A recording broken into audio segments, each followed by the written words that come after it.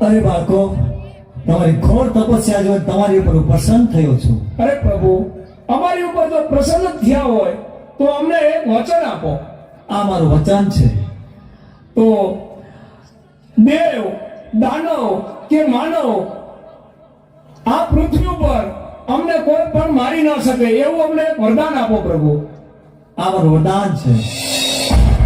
હા, અટાણે ભોળાનાથને ક્યાં ખબર છે કે હું વરદાન કોને આપું છું? તો અમે તો ચંડમુંડ નામના રાક્ષસ છે. હું કોણ? હું ચંડ અને હું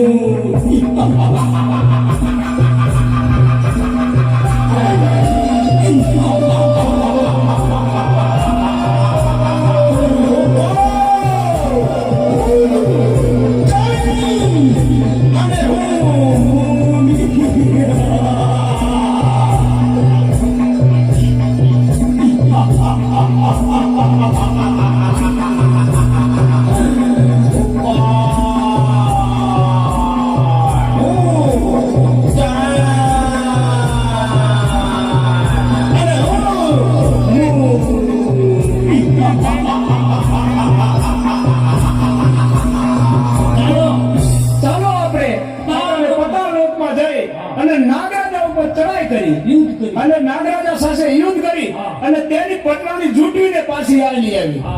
ચાલો તો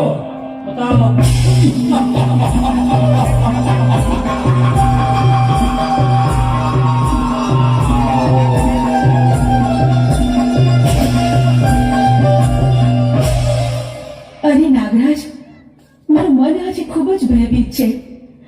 તે અમંગળના કોઈ ઇંધણ વર્તાઈ રહ્યા છે. આપણા પાતાળ લોક ઉપર આફત આવવાની હોય એવું લાગે છે. અરે દેવી, તમે કોઈ પણ જાતની ચિંતા ના કરો. હું છું ને, તમે આસન ગ્રહણ કરો.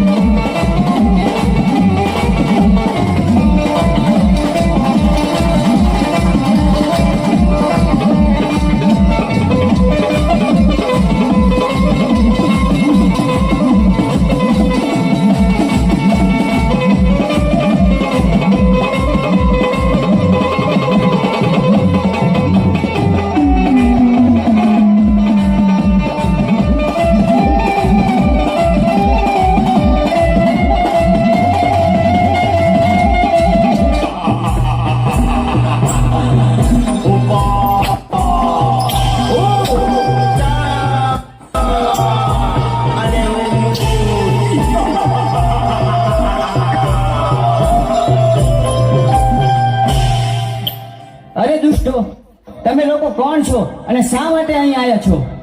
અમે ચંડ અને મૂળ નામના રાક્ષસ બેસીએ. અમે ભોળાનાથના વરદાનથી અમર થઈ ગયા છે. તો અટાણે અમારી સાથે યુદ્ધ કરવા ચાલ, અને નહીતર તારી પટરાણી અમને સોંપી દે. અરે યુદ્ધ કરવા તૈયાર થઈ જા. હા તો ચાલો અમારે તારી સાથે યુદ્ધ કરવા. ચાલો.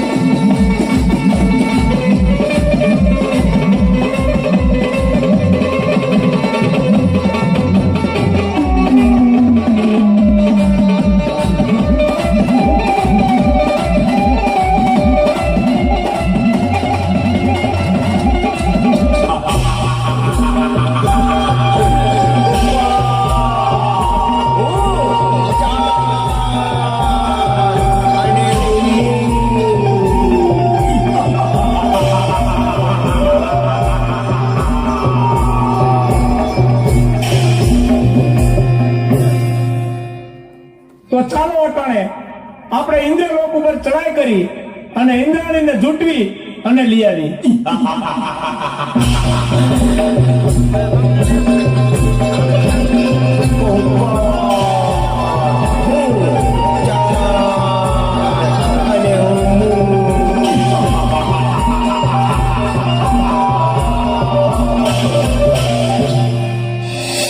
સ્વામિનાથ, ખબર નહીં શું કામ પણ કોઈક અજાણ ભય મને સતાવી રહ્યો છે.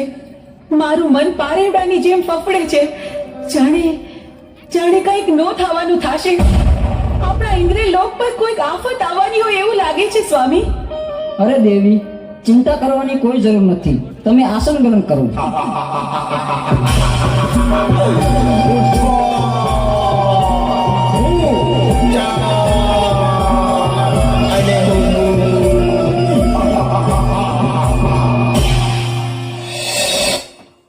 અરે ઇન્દ્ર, અત્યારે અમે તારી પટરાણી જૂટવી લેવા આવ્યા છે. નહીં દુષ્ટ, એ તો કદાપી ન બને. તમારી સાથે યુદ્ધ કરવા તૈયાર હતા. તો ચાલ મારી સાથે યુદ્ધ કરતો.